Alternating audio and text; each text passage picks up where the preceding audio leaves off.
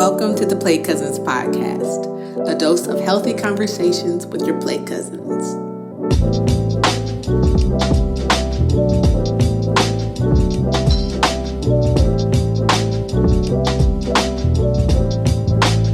A dose of healthy conversations with your Play Cousins.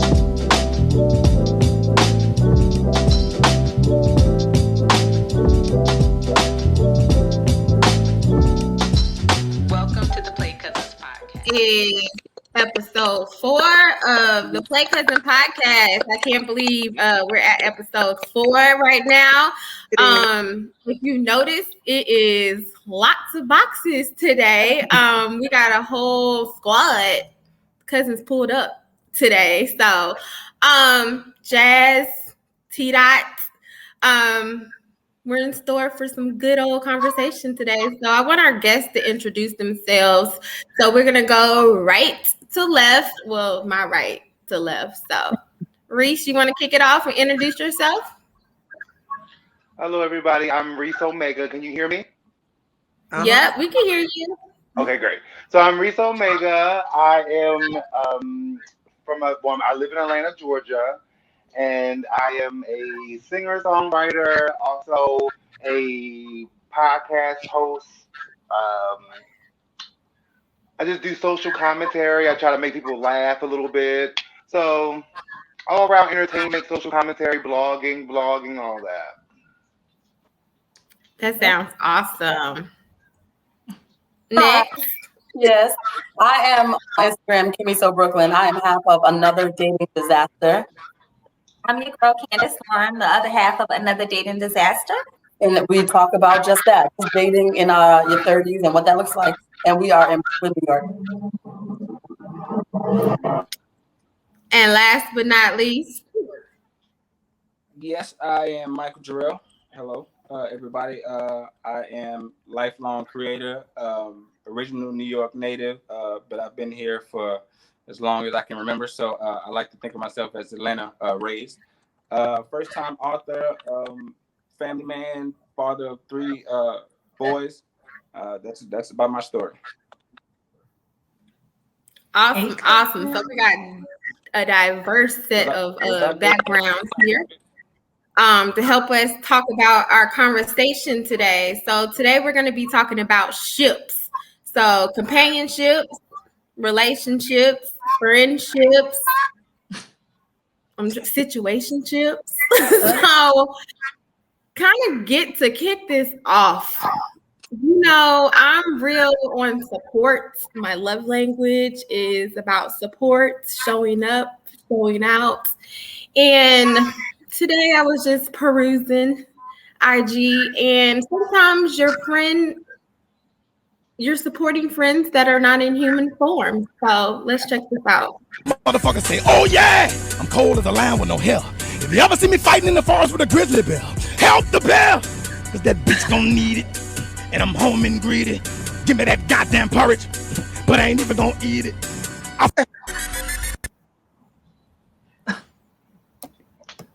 Listen, that bear was not ready for that smoke at all. None. And that lady got to come into me. Like, show up. She like pushed it. I ain't never seen a bear get shoved. Do you know first for everything. That baby is 17 years old and she was brave enough to go and handle a bear against her dogs or whatever. I was like, I can't believe a 17-year-old would just be that gutsy to be like, not my dogs.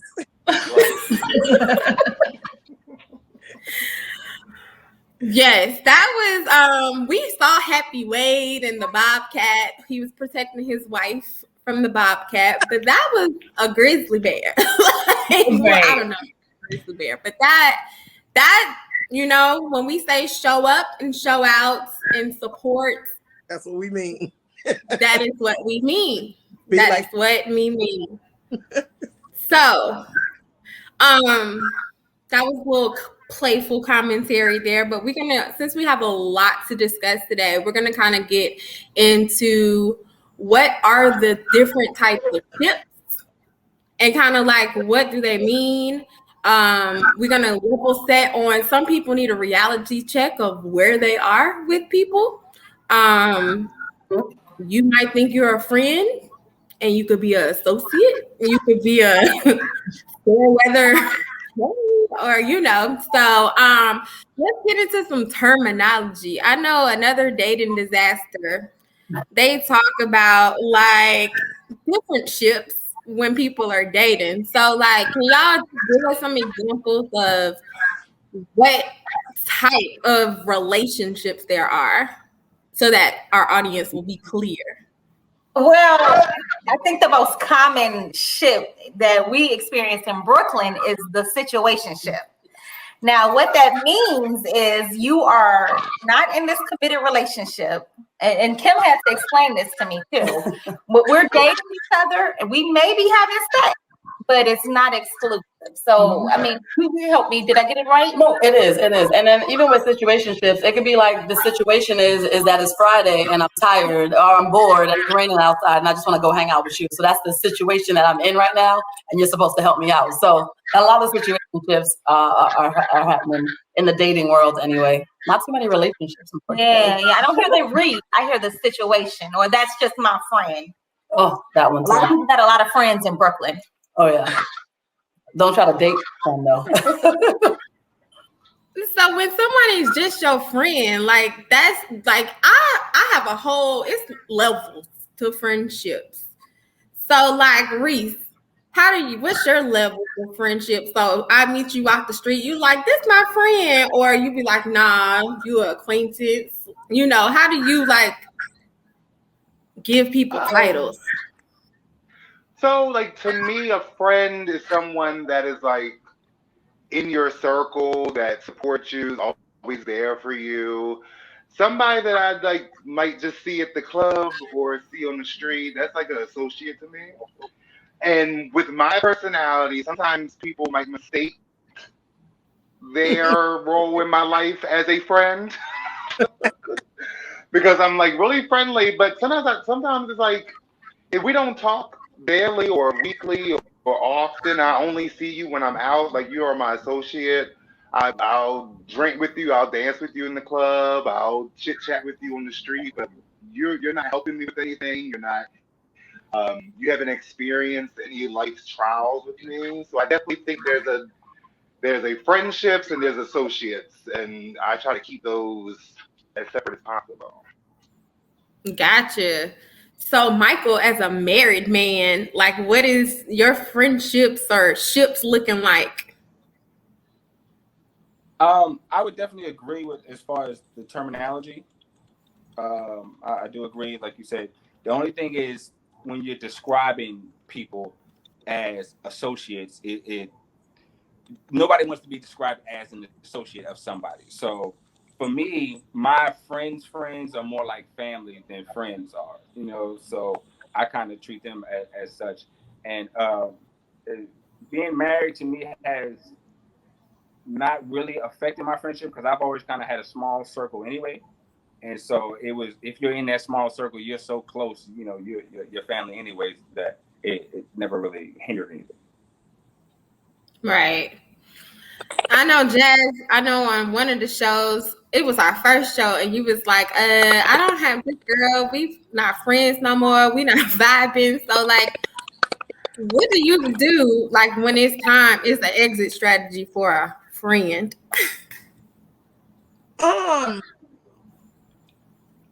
Let me ask. I mean, I feel like for me, like, my friendships always end pretty dramatically because I'm a real friend. So I just tell people, I don't ask anything of my friends. But I will demand your loyalty and your respect. That's it. So if those are the things you cannot give me, and if you are pushing those boundaries with me and trying to get me to accept your foolishness, then you have to get out of my life. So for me, like, if we're friends, we just don't be friends. We hang around each other all the time. We talk to each other through like recent life things or whatever. But once it's over, it's over. And we don't need to talk to each other anymore. That's kind of like the point where I got with a friend of mine who tried to come back a few times. And I listened to her because in general, I don't I'm not one of those people that believes in like, oh, you got to forgive everybody. I think forgiveness is overrated, but I do think for some people, we got to give people a little bit of grace sometimes for those that you love. But once that part is over, for me, it's a let's not ever anymore at all. I don't see you and you don't see me. Yeah, I definitely empathize with that because people be calling me frozen. When I'm done with you, I'm done. Yeah. Like it's over. You have a friend funeral and it's over. Like you didn't exist anymore. Like RIP. But the other part of that is I'm a good friend, so you had to do something. It's never like I've fallen out with people over like little petty stuff, but it's just like I gotta like love you from afar until we communicate elsewise. But like it's certain things when it's done. Like I'll say, have a nice life. When you see that text, have a nice life. God bless. It's over. It's done. Like they don't exist anymore to me. Like you could be on fire and be like, what? I literally, it's done. So it's Reese all the way in the camera. I was trying to see what your name was. I was gonna ask you what your zodiac sign was. I'm a Gemini. Oh, never mind. Okay. I am a Gemini, born in a Taurus moon. So yeah, it's a wrap. It's no change in my mind. So, you want to add anything to that? I think for me, I'm different than y'all because I'll circle back around with friends. Like I've broken up with friends, and we like, oh, I miss you. Let's hang out again. So I try to give people second chances. What was the level of disrespect though? Because some things can recover, and there are some things I think people should not have another shot to disappoint.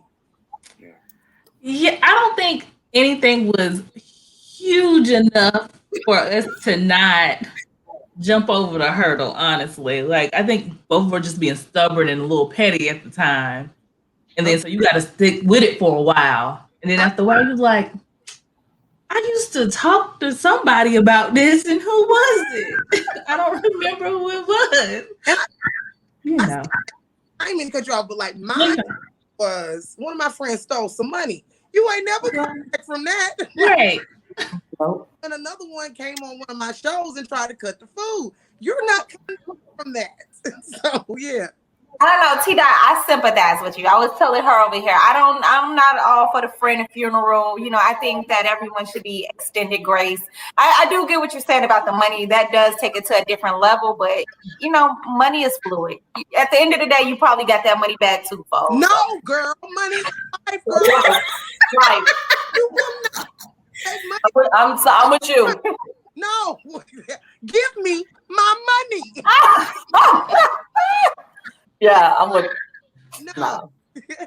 And Kim has been a part of my friend funeral before, and it was definitely nothing little. I'm big on support and respect. Like, and when I say respect, it is women circles. Like we could like Joan a little bit, but when you disrespect someone, even if you don't know someone, and I bring you into my friend circle, don't be disrespectful. And then also don't be disrespectful on the person's birthday. That's the other thing, pet peeve I have. When people act up on people's birthdays, you is gonna hear me. Like if your mother did not let you come out the birth canal on that day, you have nothing to say. You're not a star that day. Like, period. And so it was a disrespectful situation, and I tried a lot. She was cussing. Me and Kim are friends, so she literally was cussing at Kim, and I was like, you've lost your mind. And the sad part was this person was one of my longest standing friends on my trip, and we never get into it, and she was cutting up, like literally cutting up. And so from there, I kind of like not came up with, but like I don't extend titles to people without them deserving it. And when I say that, it's like, you know, when you start a new job and you go working and you like hanging out with that black girl or whoever you can identify with, and you're like, oh, that's my friend, and y'all start hanging out stuff. I'm not saying that's my friend. Like I feel like titles are reserved. It's a 90-day trial. Like Wait, I believe not giving anyone a title until after 90 days, because you could start seeing how they move. And I think that's important for relationships, for friendships, for anything, because it's always them people you link up with so fast. Clearly the energy's there, like, you know, and like the vibe is there, but then when shit happened, you'd be like, I can't believe they did that to me. That was my friend. And be like, bitch, you knew her 2 weeks. Like, what are you talking about? Oops, sorry. Curse word. But yeah. So anybody else like finicky with titles, like giving people titles? I have to jump in. I'm sorry, because I think that's one of the things that everybody does way too fast. I always laugh about people that's like, I love you way too soon. But then also with friendships, it's Michael was saying it before, like the words, like when you call, it's hard to call somebody an associate, even though that's what they are. So we do have to find a way to say, no, that's my friend. That's my homegirl. That's my homie. Oh, I kick it with them. That's my drinking partner. That's my whatever. Like there are nicer ways to be like, that's my hangout buddy or whatever else. And I think we got to get into it. Like this whole, that's my friend thing. I don't like it, because then I don't know how loyal I got to be now to T-Dot, for example, because she's Kilp's friend. So I'm like, is that your drinking partner or your friend? So like, I need to know. And I think that that's a problem. Like everybody is using these words so fluidly, or so freely rather. And I'm like, we can't do that. My family is my family. Like when people say family, like I get it. I know what that means. When they say that's my friend, I know what that means. I have said it like, oh no, me and her, we hang out, we drink a lot, we drink together, or like, oh, that's why I go to the party, that's why I party with. Like we have to be able to say that to people, because people will really, just like Reese was saying, think that they are your best friends. And just because you might be nice or whatever else, but we have to start understanding that this. Listen, I get it. There's a lot of people that think that they're my bestie just because I'm like nice to you. You know what I mean? So like, I think we do have to start getting into that. And no, associate is not a nice word. Nobody wants to be somebody's associate. But we got to start putting people where they, you know, and not to say in their place, but saying, man, if I ever need a drink, that's who I hang out with. Like, and let it be known so that there's no kind of blurred lines and nobody feels away. You know what I mean? Because they didn't get invited to the wedding. Like, don't call somebody your friend for 20 years or however long. And when we get married, they're not even invited, because now everybody's all confused. Anyway. That's true. So if someone's like, oh, I'm your best friend, but they really not, how do you have that tough conversation? That's what I'm saying. Like, how do people just naturally know that they're associates? Or in Reese's case, I mean, some people have no idea what the position is, and it can get a little uncomfortable. I'm not gonna tell you in your face, oh, you're my associate. Like, I know what the boundaries are between me and that certain person. So to me, I'm calling you my associate. But I'm not like I'm also I walk on eggshells when it comes to like hurting people's feelings as well. So I'm not gonna say, like, if you call me your friend, I'm not gonna say, oh, hold up, associate, correct yourself.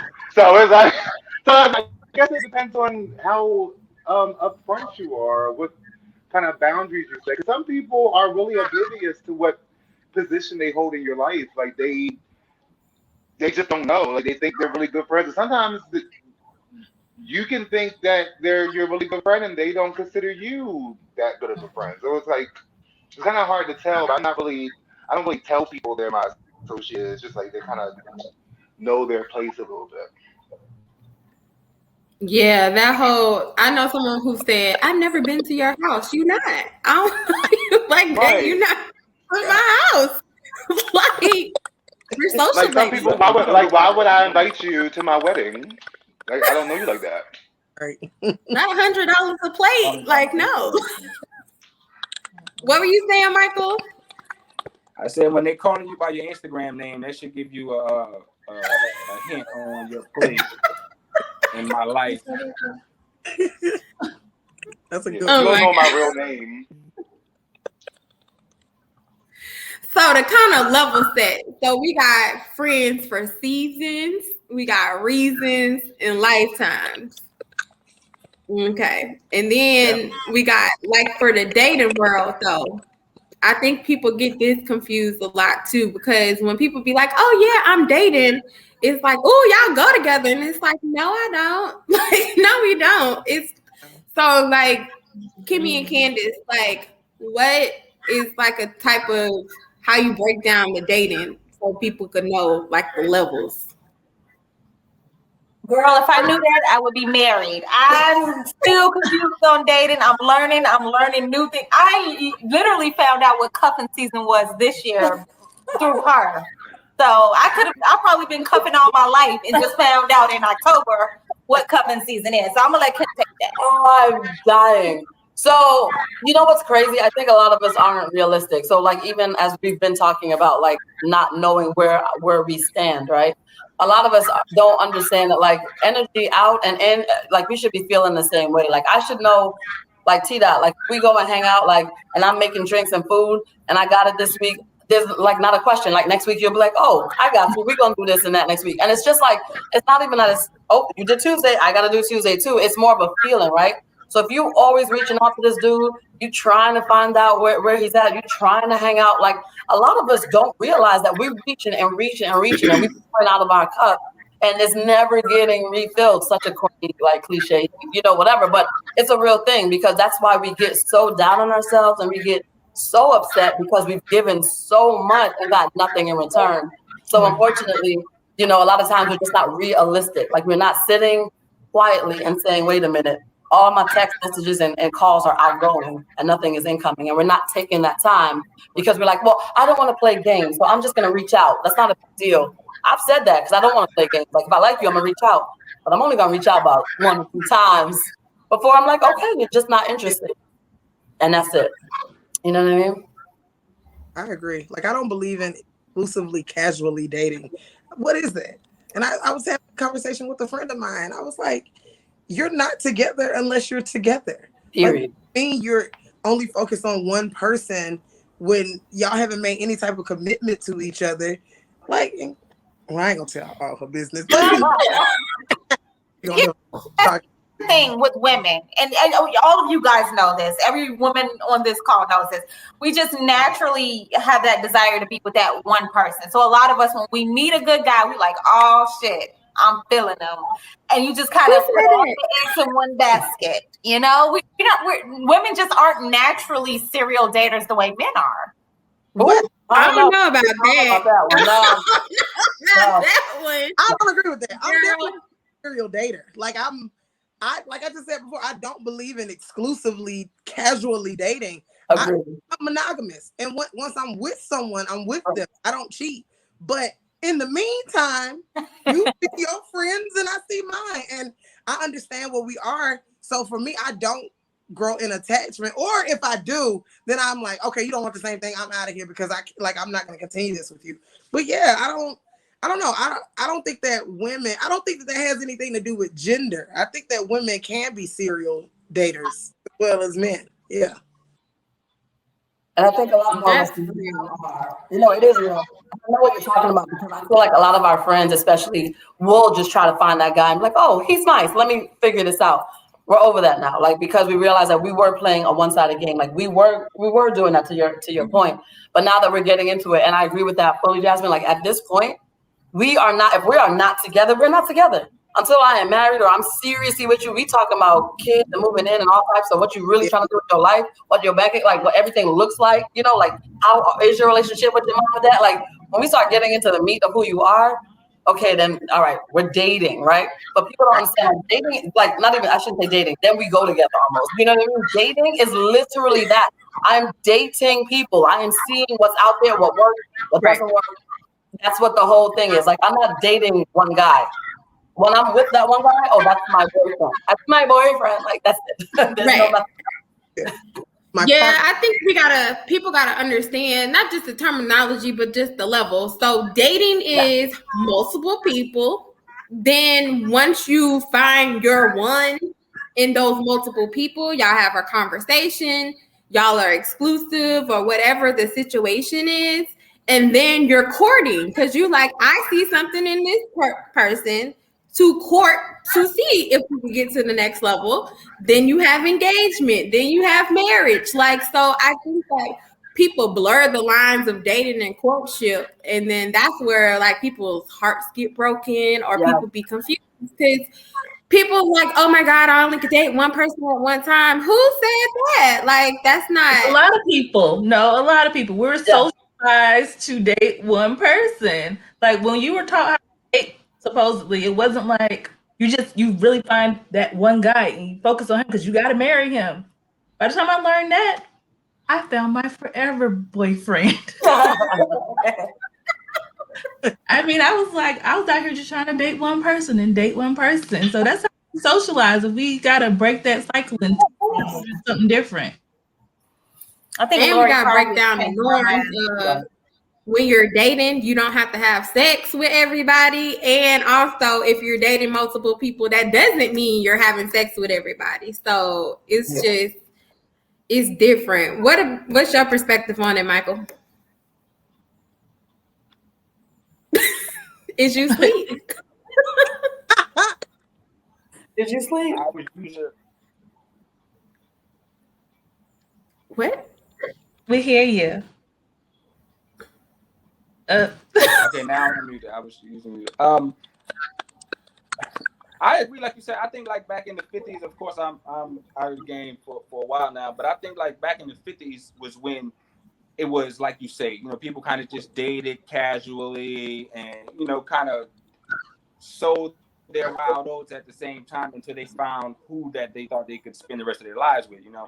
And nowadays, I think whether it's the movies or whatever it is, people think that you find that one person and you're going to know everything about them. Like even with sex, although we agree that you shouldn't be sleeping around with everybody, but if you only sleeping with one person, how do you even know if you like what, you know, you're liking? You know what I'm saying? Like if you've never experienced anything else, or if you're not dating around, and then you get caught up in a situation where you're frustrated years down the line because you jumped into something trying to be committed to one person.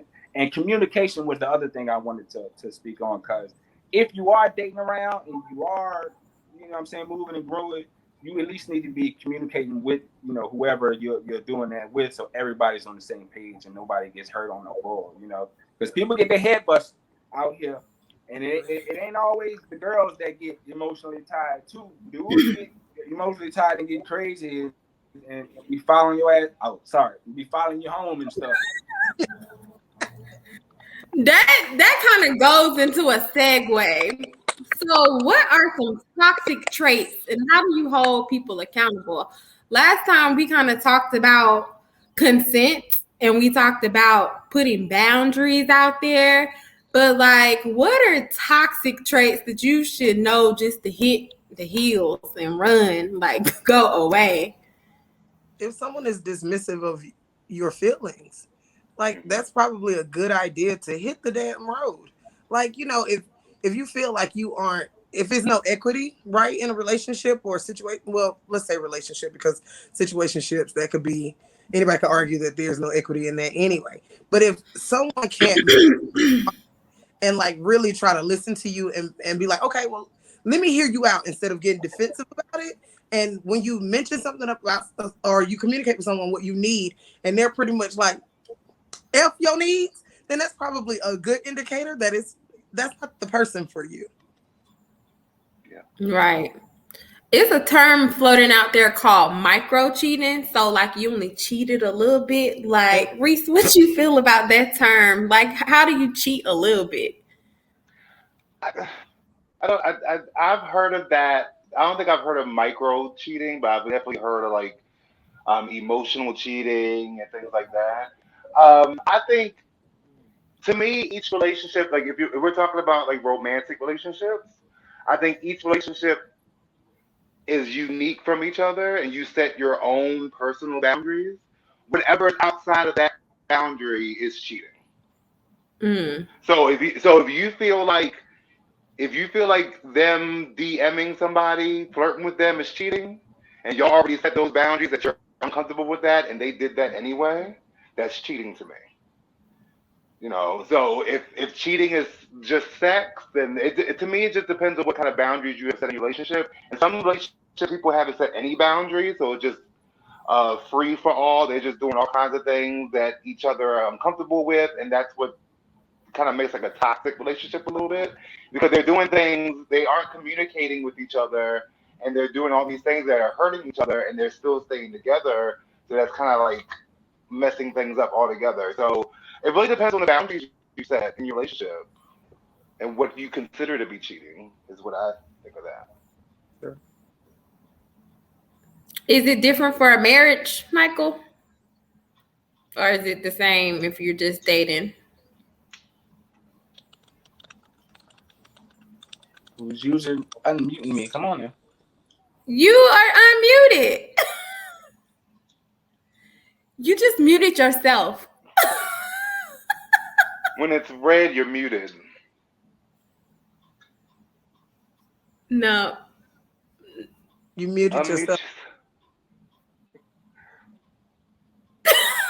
I feel like I'm at work right now. Offshore people, like literally. Okay, am I unmuted now? Yeah, Yeah. you're good. Now I'm okay. All right. It's a delay in the mute between when I say it. Anyway, no, I don't think it's different. Like you said, I mean, everything is everything to me in a relationship boils down to communication. And like you said, if you communicated that, you can't be, some people have it drastic where they say you can't even like people's pictures, or you can't follow people, or you can't, or they're checking your like box and stuff like that. And I think if that's what you've already discussed was going to be the boundary, then you anything outside of that, like you said, is cheating, I guess. But it all starts with the initial, communication. There has to be a line drawn in the sand. If you just assuming that this person is going to know, or this person is going to move this way, or whatever, then you be setting yourself up. Yeah. I had a post the other day and I was like, can we normalize healthy relationships instead of telling people to stick it out in toxic situations?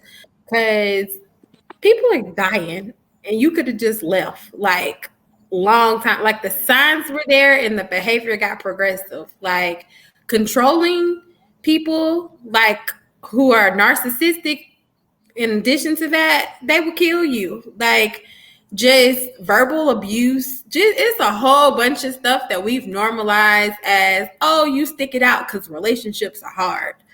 And that's something that's common in the Black community, though, because what I hear a lot from people is, well, my grandma stuck it out. Even my case, my grandfather had a whole other family on the side, and my grandmother still stayed with him until his dying day. So I wonder if that's really something that's so rooted in the Black community, where me, Ma stayed with Pawpaw for years, and we just got to figure out how to make it work too. I totally agree with you on that. Like I was listening to, I think her name is Shannon Boodram. She's a sex, she's a sex therapist, or she talks to people about sex or whatever. She was essentially saying the exact same thing what you're saying too. Like I think we romanticize our grandparents' relationship, and the real truth is that your grandma couldn't afford to leave your father. She needed him. And in many ways, he needed her too. But right around town, you wondering why you got cousins or half siblings that look just like twins. That's your daddy's family or granddaddy's other papa's other family. Like these relationships were toxic and terrible back in the day. They had to stick it out. But you know why a lot of women are leaving now? Because they got money. They have career opportunities. And when you are equal with someone, especially financially, why would you stay with someone that is harming you? Or someone that is like, what is, I think the stats are still, women in marriages die sooner than single women. And that is literally because of the stress that women are under in relationships with taking care of children, working, taking care of sometimes men that don't have as much money as them, and having to take care of this whole family while being extremely stressed out about it. So leave that relationship. Don't stay for the kids. Don't stay for the man. Stay for your family. Leave it and be happy. I have to laugh. Last night, I met a 79-year-old Guyanese woman. And I said to her, oh my God, you look amazing. Because she was quick to tell me how old she was. She goes, you know what it was? No man. I was like, God. Like, you don't got to do it like that. But her husband passed away like 20 years ago. And she was like, and I ain't going to hold you. Skin was beautiful. Her fit was good. Her body looked good. And I was like, wait a minute now. But I mean, obviously, that's not to say that y'all don't need to be with nobody, but I think, like to your point, Jasmine, like I think that now we have the means to not deal with the toxicity. You know what I mean? And so that changes just a lot of things, just in general. So Absolutely. mm-hmm. So if someone does something and you give them grace, how do you hold them accountable? Like, especially like in friendships. I mean, relationships, you kind of like sign the paper, it's legal. I mean, well, I guess it's the same for both. Like, if someone violates you or they do something that you don't like how, outside of communication, like what's some ways to hold them accountable? I always start with the 3 strikes rule. That's what my mom always told me. Somebody does something once, you explain it to them, let them know how you feel, how it made you feel. They do it again. Maybe they just didn't catch the message the first time. At that 3rd time, if they didn't catch that message, you're out. Peace out. There's nothing I can do for you. So Really quickly. So I would never give anybody grace. Like you got like the one good time, and then after that, it's a wrap, right? But then I actually had a conversation with somebody relatively recently, and they say when somebody is rooted in their ways, like you can't say just because I told you this one time that you need to communicate with me the right way, and you don't do it right the second time, that all of a sudden you should be out. And I had to sit with that because it's true. If I'm 40 years into believing a way or having a way about me, right? And then all of a sudden this dude that I happen to like, he's like, I don't like it when you do this, right?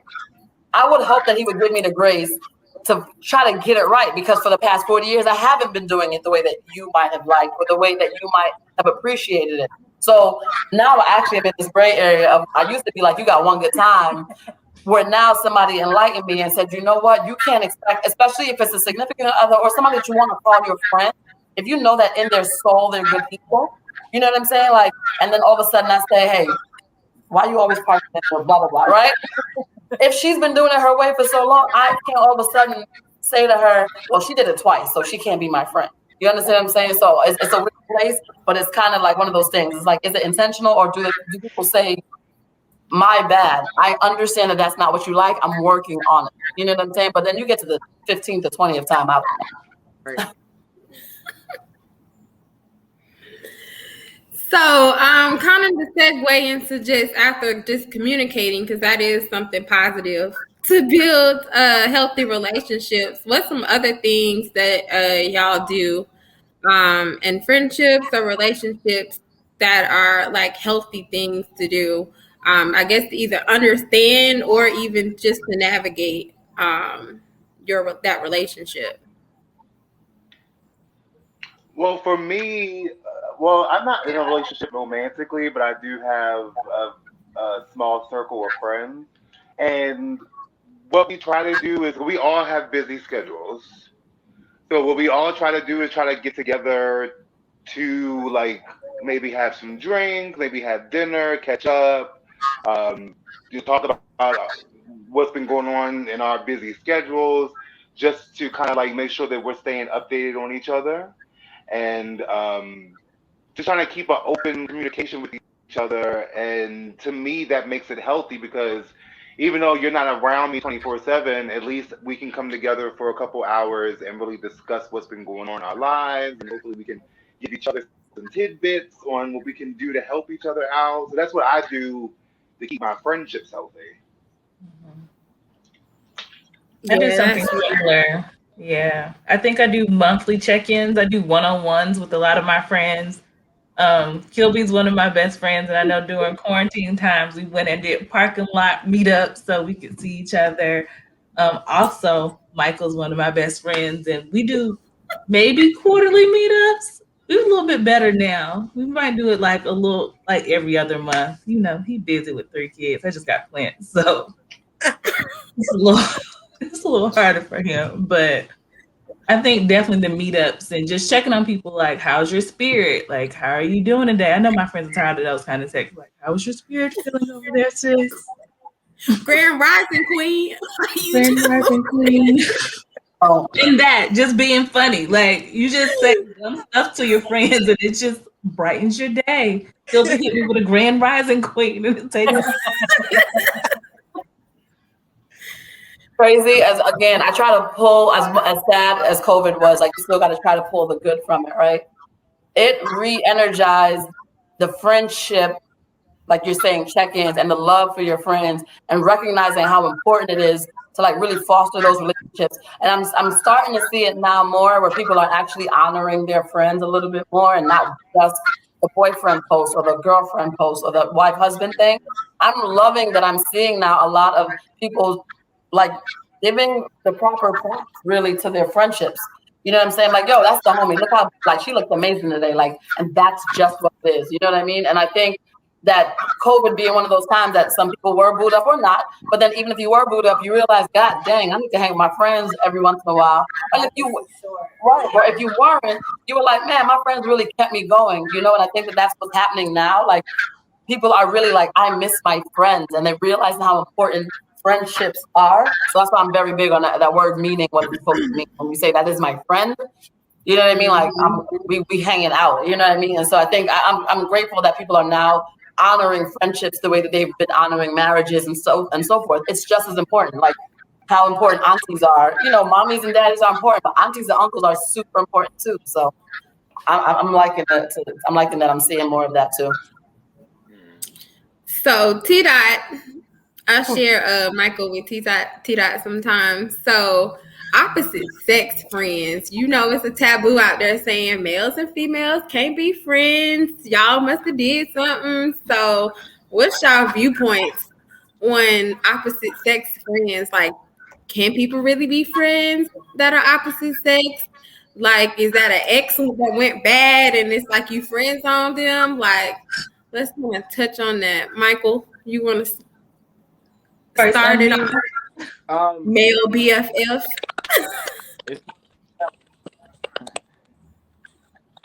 It's gonna sound funny to me because I slick believe it in certain circumstances, right? Like I don't believe in necessarily new friends. You know what I'm saying? Like my wife couldn't come and tell me she met a nigga at the grocery store and he was like, hey, I like your shirt, and they became friends. You know what I'm saying? Like, no, that ain't gonna happen. Nothing like that. But when there's like prior connection, I don't believe that you have to cut off all your friends either. Like, you know what I'm saying? I don't believe that if you have friends from the past that you got to cut them off when you jump into a new relationship with somebody that may be uncomfortable with that. I guess, yeah, to piggyback off of what Michael was saying, we went to high school together. Actually, went to middle school together. We don't remember each other that much in middle school, but we were in middle school together. But we got, I guess, closer because his best friend was my ex-boyfriend. And so we were always together. It was the four of us, he and his wife and me and the ex-boyfriend. And so we were real cool. We were real cool. And so his best friend, my ex-boyfriend, passed away. And so we like bonded greater over trauma. So he was now my friend, his friend, we all family. Yeah. It was so in that case, it can't be that kind of romantical because that's just gross. Yeah, that's real. I think people feel like people got to break up. Like you have to end your friendships when you're opposite sex, especially when you get married. Like that's personally happened to me before they was married. Like girlfriend, boyfriend. I've actually had that happen when it was like engagement. So and it sucks though because usually those relationships end up in divorce, and so then they come back, and I'm like, nah, I don't want to be your friend no more. So it's like you're not gonna put me to the left. And when I say friends, kind of like like middle school, elementary school, like I don't want to kiss you. That's gross. Like I don't see any sexual attraction at all. And it's like I don't think that the other person understands that because maybe they've been hurt or whatever. But it's just like I feel like women and men can be good friends.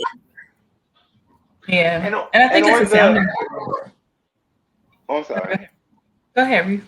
On the tail end of that, I have been in the situation to where I was the friend and I was like put on the back burner because that person got into a relationship. So I kind of know, especially because I'm a part of the LGBT community. So a lot of my friends are females, and when they, we go out, we have drinks, we talk every day, we this and that. As soon as they get a boyfriend or sometimes a girlfriend, um, I get completely, I get completely cut off.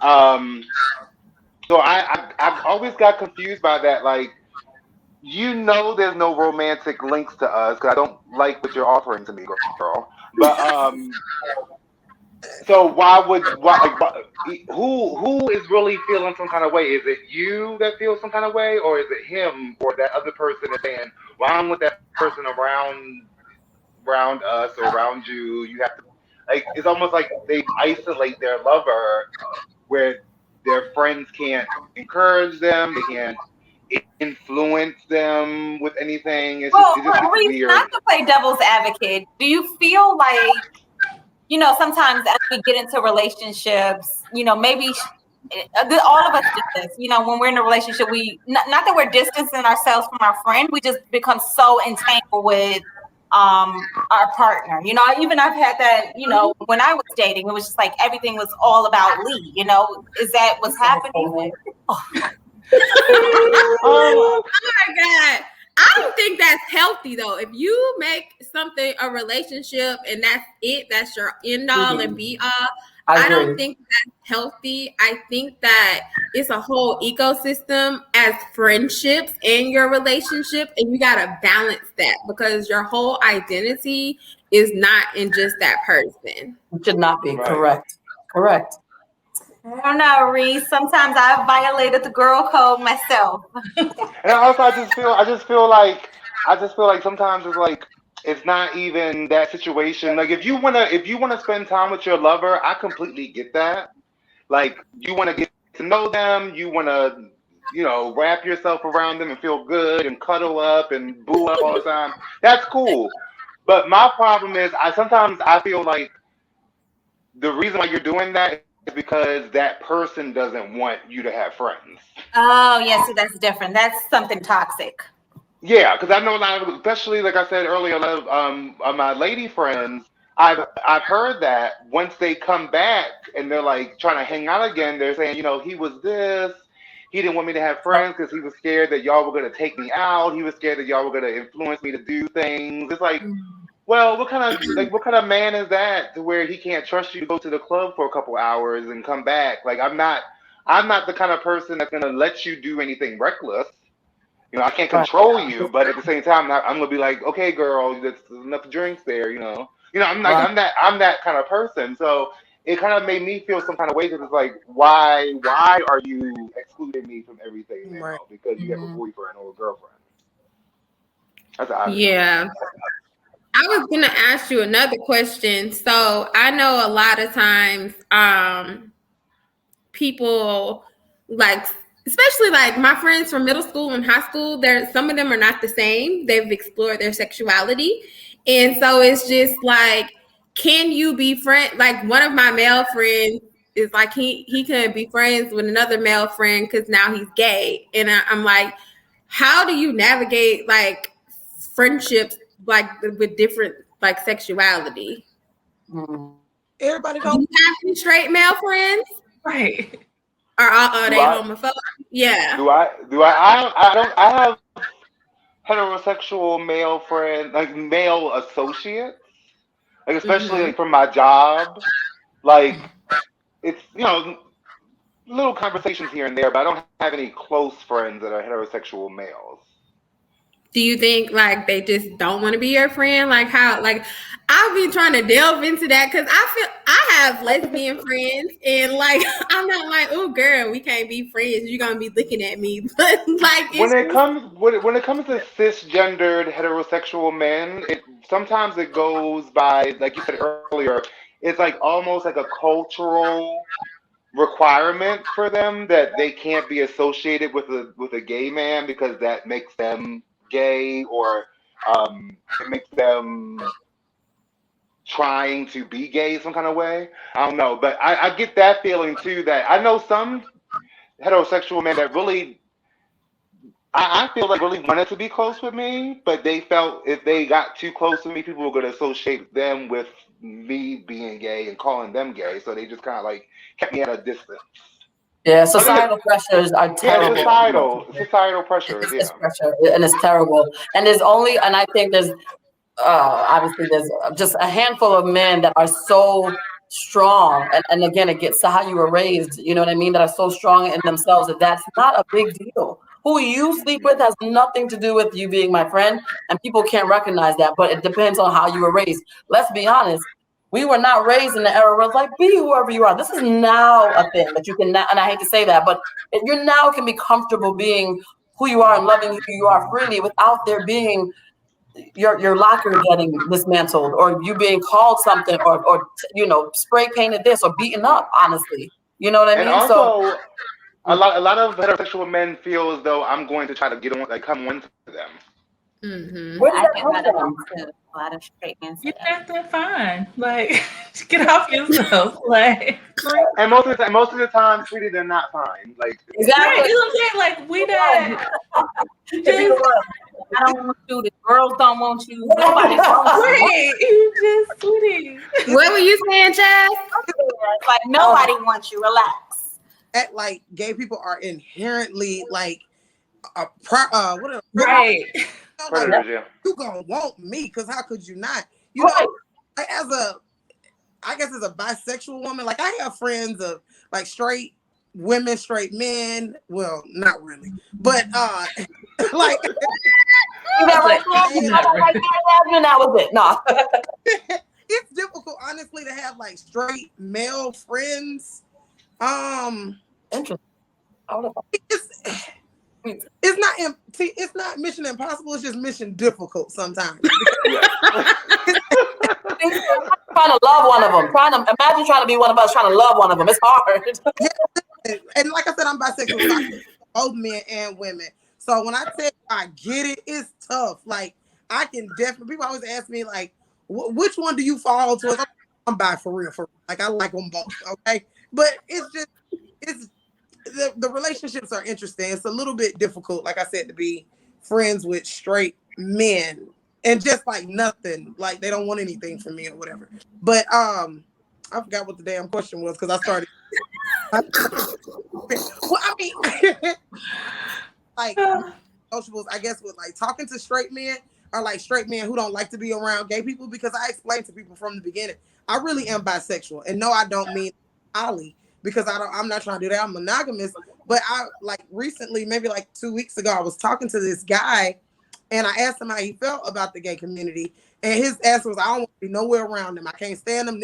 Y'all stop talking to him. Because I'm just like, a lot of my friends are lesbians, bisexuals, and gay people, trans people as well. I'm not going to have you around them. I'm going to always be over you. Like, and I'm not. Mm-hmm. Like, you're not gonna shout out to Happy Pride Month, by the way. Yeah.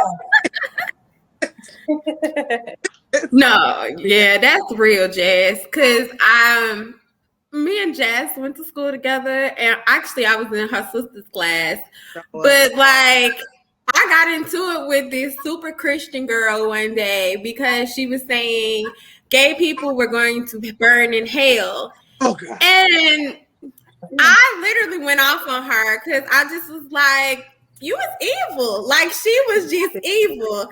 And she inboxed me and was like, did I offend you? I didn't know you were gay. And I was like, I'm not. Like, but my loved ones, I have cousins, I have friends that are gay, and you telling someone they're going to burn in hell, like some people really internalize that and they kill themselves. Or if you say something like something nasty, that could result in someone killing themselves. And so I spoke up, and I was like, just because I spoke up didn't make me gay. Like defending someone from your evil words is not me taking up because I am. It's me being a human and not like what you said. So it's I think it's a stigma with especially Black men being friends Yeah, with gay men. and to circle back to like when it comes to like heterosexual men being friends with me, it's like I am open. I'm an open book when it comes to friendship. I'll be happy to be your friend. Um, but it just seems like there's always like a disconnect there. Like I guess maybe because we don't hang in the same circles, maybe, or I don't know. I mean, I've known some heterosexual men that had no problem going to. They were my friend. I witnessed this. They didn't mind going to the the LGBT clubs. They didn't mind hanging around gay people or trans people or lesbian people. Um, but even when I witnessed that, I witnessed even my people whispering, "You think he, you think he gay? You think he likes this?" And it's like it's almost like a toxic circle between my community and the straight community. Like they all think that if we intermingle together, it's gonna be some kind of like sexual orgy or something. Like it's not. It's like I don't want you. I don't want every man that I see. Like I can be friends with you and have no sexual attraction with you. I'm not sexually attracted to any of my friends that I have currently at all. You want to add anything in there, Michael? I know. Is he? Let it go. All right. Right. T-Dot. So me and T-Dot went to Agnes got together. And it's like a little running myth that you were gay. What is it? You were lesbian till you graduate. And I'm like, everybody doesn't dip in the lady pond, but also I think in that type of environment, it kind of opens up your perspective that you could be friends with people and everything's not sexual. Like, I think they've sexualized like gay people. Like, I know someone that's like they're gay, but they never had sex with the same sex. Like, they just like, it's like a lust, but they haven't actually had sex. Like, with and I'm like, so does that not make you gay? Like, I'll literally be like, so how does that work? So I mean,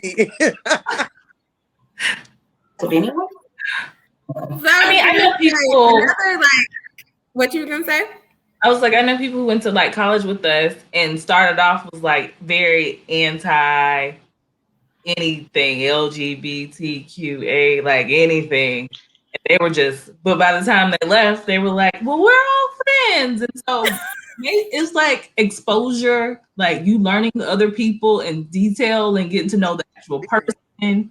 Like it's an individual kind of vibe when you with friends. Like another dating disaster, Kimmy. Go back. She was saying like it's a vibe, like that's what you do, and just be open and listen. When you get from underneath your parents' roofs and an antiquated way of thinking, and you're able to sit with somebody, and you realize that not to say that all of our parents they just don't know any better. Like we're now getting into when we're having open, honest discussions, when we're understanding what all please don't take this, what all the letters mean, for example, what cisgendered mean. I'm still learning, right? But you have to be willing to be open to learn, right? And once you're from under your parents' roof and you go to college, right, and you experience friendships that extend beyond what you were used to, that's when you realize, wait a minute, Ma, you was a racist, like you raised that, or well, wait a minute, Granddad was talking about what? Like this doesn't make sense. So all of that stuff is just experiential and immersion. And once you get into it, that's how, that's when you realize everything that you thought was a damn lie. Well, you're like unlearning. We as adults are unlearning things that was just things were so deep rooted. I mean, it's almost mind blowing for me with everything, dating and politics. We're literally unlearning a lot of stuff these days. Yeah, the future has a lot to learn from us now, but we're that gray area. We're the ones that still have the toxicity, but now we know how to be about ourselves. And so we'll know better for our kids and our kids' kids and our friends' kids, you know what I mean? Depending on how it works. And then, but that's just where we are. Like, it's just, we're that gray. We're going to help the future, but we learn from that past, boy. So. I had a friend. I have a friend. She grew up really strict, like devout Christian, right? And like she was taught the whole gays are gonna burn in hell, gays are evil, sex before marriage is evil, all this stuff. She says she went to college out of state and was in like the I think it was the drama or acting, whatever you call it, I don't know. She was in the drama club in her college, and she said everybody there was gay or lesbian, and she was like, at first she was really timid. She didn't really talk to nobody, but she was like, after the plays and after rehearsals, they would take her to their houses and cook for her and invite her in, and she was like, so the whole 20 years of my life, I've been taught that these people are not good, and they had treated me better than anybody from home, even my own family. How can I not love them? How can I not appreciate them and think that they're a gift to me? Because she was just like, before I met them, I was completely lost, and when I met them, I opened up to and got to know who I was. So it's like you said, you have to experience life. Like if you let your family and like your small circle of family and friends dictate your whole life, you're never ever going to experience different kind of people. You can have friendships with all kinds of people if you let yourself. Yeah, that's definitely real. So, a little segue into next question. So, we have, sexuality is kind of taboo, but also, since we just had an election last year, political affiliation. So, can you be friends with someone who does not agree with your political affiliation, or let's just say a particular person, the orange man, COVID 45, as I call it. Like, I literally had to tell someone who was trying to date me, be like, yeah, this never gonna happen because you voted for him. Like, you voted for someone who does not believe in bettering and doing things right by people that look like me. So it's gonna be a no. Like, I think you're a good person. I'll talk to you. We could be cordial, but I'm not dating you. Like, I'm not gonna. I went all the way in the rabbit hole. I was like, I'm not gonna date you because if we date and we like each other, we're gonna get married and then we're gonna have kids, and it's gonna be a no. Like, you are not gonna put that on my children. So what's y'all thoughts on that? Like, dating people that's not in the same political affiliation. If somebody is complicit in silencing your life, or they are supportive in silencing your life, you cannot be friends. How can you be friends with that person? Correct. How can you support them when they don't even stand up for you? I require, like I said before, loyalty. It's a requirement of mine. You cannot say that you're going to vote for somebody who is going to literally take away women's rights, literally take away rights from the LGBTQIA community, literally try to take away rights from Black people, and still sit up here and be like, well, let's go to brunch. Why you shouldn't have rights? Like, no, it's absolutely, I shut down. Absolutely not. We could never be friends. You don't. For me, while you're trying to fight for rights for everybody, you are trying to deny me. So no, we good. We'll just be on the opposite ends fighting each other. That's it. Well, is it the political affiliation or that particular president? Because for me, I'm so open-minded with everything and every encounter I have. So if someone has conservative or Republican beliefs, I don't necessarily say I can't be your friend. But in the case of Donald Trump, I just thought he was a dictator. I couldn't imagine, no matter what your political affiliation is, why would anyone vote for him? So in that particular case, no, I cannot be your friend, hands down. But if there was another Republican or conservative leader who came around, who I didn't think was a dictator or was insane, I wouldn't not date somebody just because they have conservative beliefs. So, I mean, for me, it's really just a toss-up. I agree with you. Real. I probably wouldn't date them, but they could be my friend. I can have a friend with conservative beliefs, but not definitely if you voted for him. For that, either time. I don't care if the first time or the second time. That situation, no, I can't deal with that. But like you said, like if someone has conservative beliefs, then I'm totally fine with that. I feel like we can disagree about pizza toppings. We can disagree about who's better, Brandy or Monica. We can disagree about like music and all that, but I can't be friends or in relationship with someone that is a conservative Republican. I don't care if it's Donald Trump or not. I can't be friends with somebody that's a conservative Republican. I'm the exact opposite of conservative. Like everything about me is everything conservatives hate. You know what I mean? So I can't. We're not. It's not going to work out. I can. If we work together, I can be cordial with you. Like like my job is very conservative. You know, so I can be cordial with you. I can speak to you in the hall. I can do all that, but I'm not going to be hanging with you. You're not going to be at my house. Vice versa. I can't do it. So we're going to always get into not just disagreements. We're going to get into fistfights. I can't do it. No, the thing Michael, about you got any points on that? Because I know Michael been on IG, Facebook, arguing back and forth with people. You Gotta on mute. unmute. You still gotta unmute him. I can't unmute you. You gotta unmute yourself, friend. Okay. I feel like, well, I have two statements. One, I feel like you would naturally not kind of gravitate to calling those people friends when you have such different ideologies. You know what I'm saying? Like you would naturally not get along with those people, so you would probably, leave them as associates. One, and then a question to the group is, especially in the dating life, right? If you're dating and everything is cool and y'all really just haven't gotten to that part, is there like a balance? Is like, say if he was like, well, I don't agree with Trump with, how he felt about blacks or whatever, but I agree with his tax policy or whatever it is. And so I'm going to vote for him for that. Is that a deal breaker for y'all, or is it on the scale as to how y'all want to do it? absolutely deal breaker. Absolutely deal breaker. The thing about politics, right, and why it's so like we can cut it off. Politics affects your pockets. It affects your mental health, your actual health. It affects so much. It affects our lives, right? So somebody that is on that side of the table or whatever else, we do not have anything in common. And I know people that are like, you realize like COVID what happened, and that's when people realize we're not compatible anymore because you feel this way and I feel vaxxed and you don't feel vaxxed.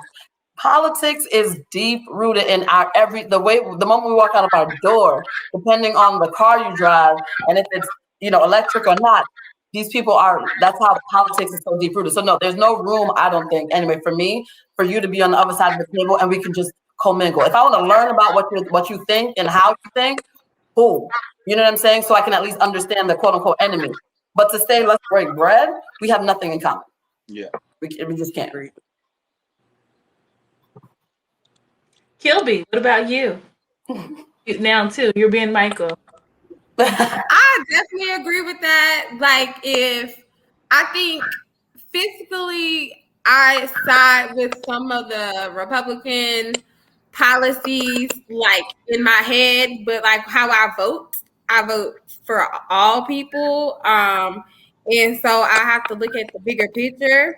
I don't think that I could necessarily date and have like a future with someone that believes in, like, I'm a lover of all people. So if you don't like gays, I can't date you. Like, and when I say like you ain't gotta be best friends, you ain't gotta be passing out hugs and gifts and stuff like that, but you at least have to be cordial and nice and being respectful to people. So I kind of see it as, if you're not a good human, I'm not going to be dating you. And that goes with how you treat people. Period. A good human. I'm sorry. That's what I always say. Just be a good human being. It's so important and so undervalued. Oh. And I just noticed that y'all got on them dope shirts and I didn't get one, but we gonna go talk about it later. What you saying, Reese? I think it goes back to like communication too. Like let's say you're in a romantic relationship with somebody, you should kind of already know what they align with politically. You should have that early on in like the dating process because it's like I know like personally I know people that are married 20 years and have had the biggest blowouts because they found out that their husband or wife is a Trump supporter, or they voted for Trump and they don't agree with um, they don't agree with their partner's political views. And like, what, you didn't know your partner was a conservative Republican 20 years ago when y'all first started dating? Like, you don't know the kind of values and ideologies that they have already. You're just finding that out after 10 years of marriage. Like, so I think it's about communication too. Like to me, I'm very much about being upfront with what you want out of a relationship, and that should be discussed in the first couple of dates. What do you want out of life? What are your political views? What do you want as far as family or no family? Like, what is the deal? Because once I fall in love with you and I find out that we have nothing really in common that's important stuff like politics, it's going to be a messy situation. And I've seen this happen. I've seen this play out, especially in the last couple years because Richard Coleman was in office for a while. Right. Can I ask a question to the group? Mm-hmm. Or rather, and maybe y'all spoke about this, is the political views versus your religious views heavier when you're weighing whether or not you want to be with somebody? Like if he's a Muslim but you're a Christian, if he's an atheist and you're a Christian, like is that heavy? As heavy? Yeah, to me that's all like I ask those questions up front because I know I am, like I said, bisexual. I won't say I'm liberal, but I'm definitely not conservative. I would be like, I guess considered more liberal or whatever. But religious ain't none over here. So it's like those are the things that I want to know prior to getting into a relationship with someone. Because when I do have children, I don't plan on bringing my kids up in the church. Why would I take them to that torture chamber? Like I would, so I would prefer to have someone who is aligned from the start, so we don't run into issues later on. As far as like, okay, now here our kids are, and somebody's like, I want to get child baptized, and I'm just like, you want to what? Like, like that's not what we talked about before. Like, I just think that things need to be a line when you are looking for a life partner with the bigger things, politics, religion, anything, and how you raise how you will rear the children. All of that should be brought, even if you want kids. So yeah. We gonna pray for you because you just called the church the torture chamber. Not torture chamber. And this is just a little different from what we're talking about. My God. Up in the church and then like making the decision to leave the church and really like leave the church for no reason after researching and finding out a few things. And I cannot reconcile like our introduction into this white ass Christianity and like slavery and all of that other stuff. For me, I believe that there's a higher power, but this white Jesus stuff is not for me. And it's not going to be for my children either, because when I left the church, it was a whole, you gonna go to hell. And on top of that, you're bisexual, you definitely going to hell. So how does it feel with your life set on cremation for eternity? And that type of, like, what that does to someone mentally. Yeah. Real quick, I will never forget. One time when I was a teenager, I woke up and my mother and my sisters were gone. Why did I think the rapture happened and I got left behind? Like, I was going crazy. And of course, it wasn't a cell phone at that time. So I was like, where's my mom? And then it didn't even help that somebody's clothes were left in the middle of the floor. So I literally thought they left, and I'm like, what did I do wrong? I'm a teenager and I got left behind. That type of stuff. It's funny now and I laugh about it now. But when I was a kid, I was devastated because I had believed in what the church told me. And then, of course, coming out and being like, knowing that, and I knew from a kid that I was interested in girls, and I was trying to shut it down because I was like, no, girl, this ain't it. That weighs on you too. And making that step, and I guess for me, having the courage to be like, I want to be me because I only get this one life, like that was difficult. So I don't ever want my kids to grow up in anything like that. Do I want them to believe that it's something bigger than themselves? Absolutely. But I will also teach them this life is your path. So you have to figure it out on your own. I can introduce you to things, but I just don't want them to have the pressure that I had growing up. It was difficult. Yeah. Can you all hear me? Yeah, we can hear you. Okay, because my lights flash. I was what's going on with that. The way I don't mind if I'm not particularly I don't subscribe to a particular religion. Like Jasmine said, I do believe there's a higher power, but I was raised kind of like to just like accept people for who and what they are. But I couldn't date somebody that's like really into Christianity or really into a religion because I'm not going to be fully in that with you. Mm-hmm. So I don't know if that would work out for me and my partner. I could deal with it. I can have a friend that's a religious person. I can't have a partner that's religious. No, that is definitely real. We kind of touched on outside of like religion and political affiliation. We kind of touched on could you stay with your partner if you're doing the mental health work for yourself and then they don't do it? Like how does that look for your relationship? You know, how do you work through, you know, your homework assignments if the person you go into counseling about don't want to do it? So it's that I think those are 3 heavy topics. Four: sexuality, difference of political affiliation, as well as religion, and even like mental health. Because I know people that are in relationships with people that are depressed. Yeah. And it's hell. Like because you absorb that energy. Yeah. Let me tell you, I think that communication is the root of all health or the root of all toxicity, right? If you're not dating somebody exclusively and y'all are having these deep conversations and you're not having them early on and you're not communicating what your religious beliefs would be, how you want to raise your kids, how you're going to discipline your kids, so what you were saying, then you're going to have problems later on, right? And that's why our divorce rate is so high. People are giving titles to, again, the friends or to the people that they're dating way too soon. So, and then if you're not having these conversations, again, toxicity, you know, the opposite end of that, because you're just going along with something and it's 2-3 years into something or a situationship, you think it's a relationship. And then y'all talking about getting married. Then as soon as you get married, you realize I like white flowers and you like red. And it's a big it's a big argument. You know what I mean? And so it's everything that even that we've been talking about for the past hour has been, I think, rooted in either having great communication or bad communication. Like it literally, and it's always been for me, the root of all evil or the root of all good. Like if you're not doing it in either direction, if you're not doing it at all, rather, it's just gonna go for bad.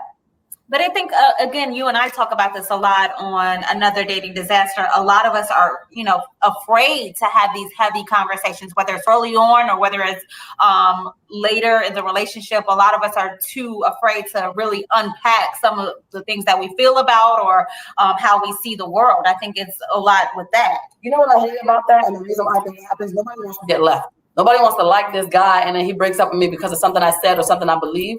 And I think that's because it's forced down, especially Black women's throats, how much we're not married, how much men are actually out there that are available.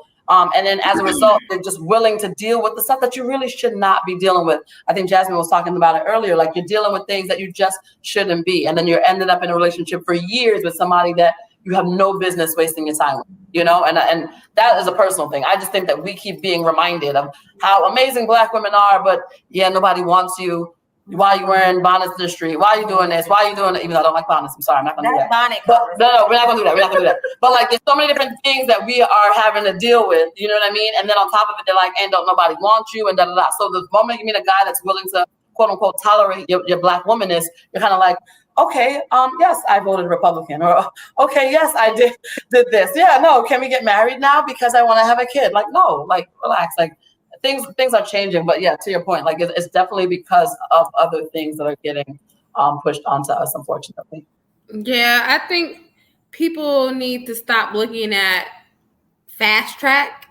I think we put ages and like these unrealistic goals to your like timelines. And I feel like once you allow those things to go and you're ready, then shit happens for you. Like things start popping off when you're not begging for it to happen. Like just let it be. Like let the universe work, and you'll find, like, be ready and available is what you should be in every situation. As my, I guess, motto, trust in the process. Like you really do have to trust in the process on everything, and don't stop forcing things. I think that 100%. for all ships, don't force it. Like be authentically you, like be upfront, set your boundaries, and communicate those very oftenly. Like, and you got to recalibrate too, because like I've went into situations and then I might have liked something in the beginning and then I don't like it in the middle, and I'm like, nah, I don't like that no more. So like, and that's okay. That's your evolution and your growth. But I think that going back to what you were saying, it is definitely about the communication part. So we're kind of over time, and we usually do the let's take it to the car, but we're not gonna have that since we have some amazing guests this week. So what I want you to do, I'm gonna skip to our prescription. So what we do is prescribe to ourselves things that we're gonna work on. So for this show, since it was about ships, if you could prescribe something that you would do in a friendship or a relationship, is something that will apply to yourself, but it could help our listeners, as well as if you give us where we could find you, and we could wrap up like that. So another dating disaster. Okay, I guess something that I can work on or prescribe myself after hearing a lot of you great people, I probably would say I need to do a better job of just checking in on my friends, just to check in on them. A lot of times I reach out to my friends with a story, or I need or I need advice, or what would you do. So I guess going forward I can do more of just regular, just post check-ins. And Candace Lauren on Instagram, as well as Another Dating Disaster on Instagram.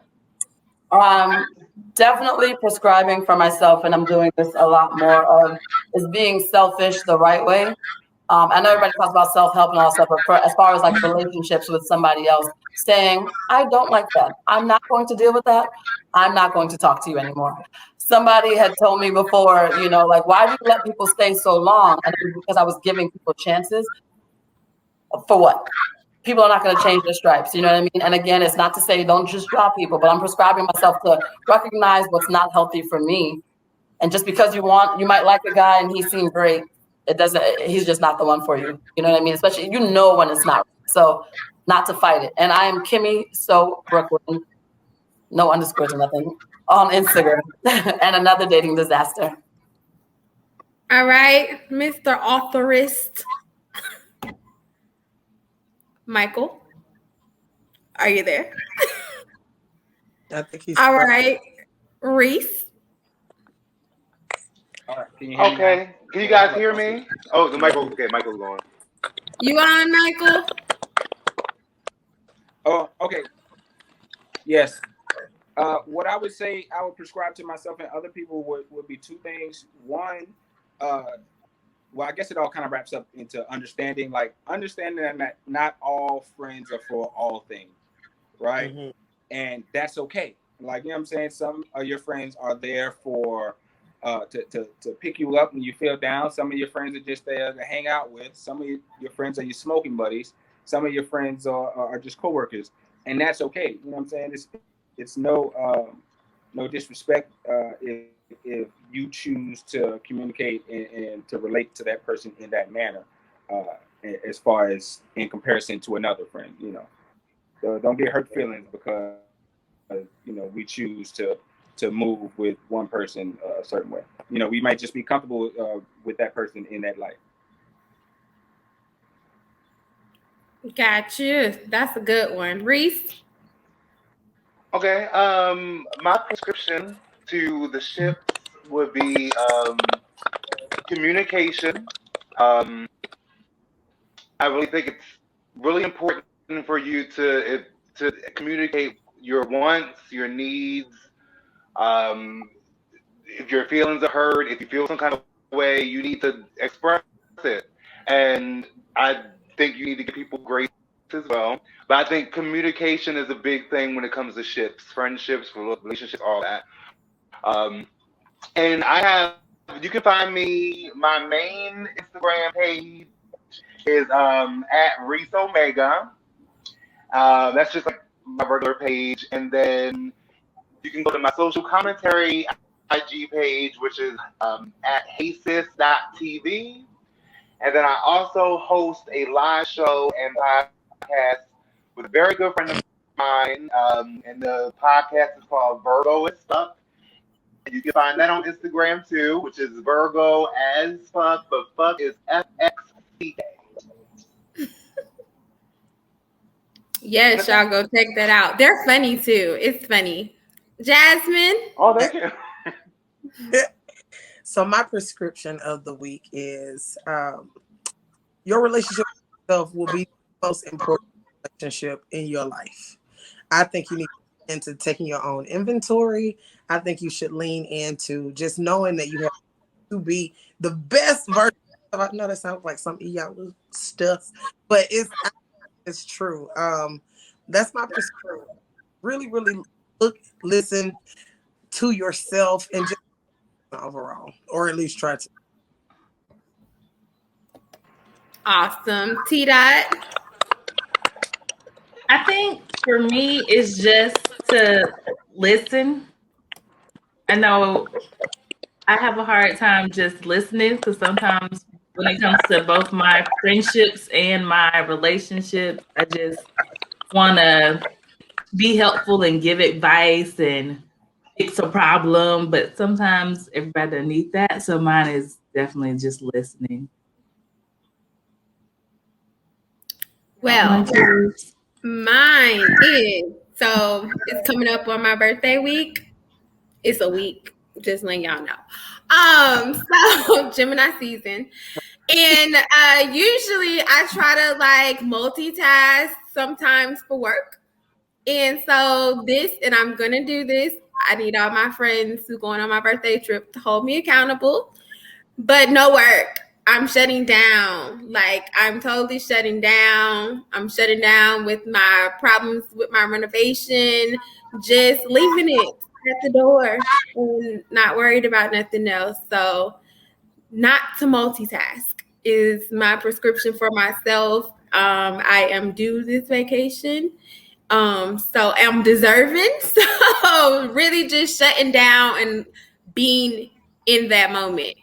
So that's my prescription for myself. And with that kind of goes on to self-care and a little preview of next podcast episode, which is 5. So Tita? So a spring on my co-hosts, Kibbs and Jasmine. We're not going to do self-care. So in one of my prescriptions, we were like, we got to take me time to sit and think and listen to yourself. So I've been actually doing that. And I realized in my me time, and I know all my friends on here were going to be like, this is quite true, probably. I need rehab on being kind of mean girl and talking about people. So on the next episode, we're going to get into me talking about people and if anybody else needs rehab on anything else, and if it's talking about people and what's the line of it being like horrible or a part of it being like, oh, you just saying something real funny. So that's going to be the next episode. So are you admitting you're a geriatric mean girl? I am probably a geriatric mean girl. I think we need to get off before Michael gets to unmute himself. He's still trying to figure it out. So thank you guys for joining this show. I appreciate our guests. Hopefully y'all got a little insight. You might could recalibrate where you are in someone's lives. You might just be a reason, a season, or a lifetime. maybe a day friend. So I need all y'all to, hopefully y'all could take some things away from this conversation, and we'll see you next time.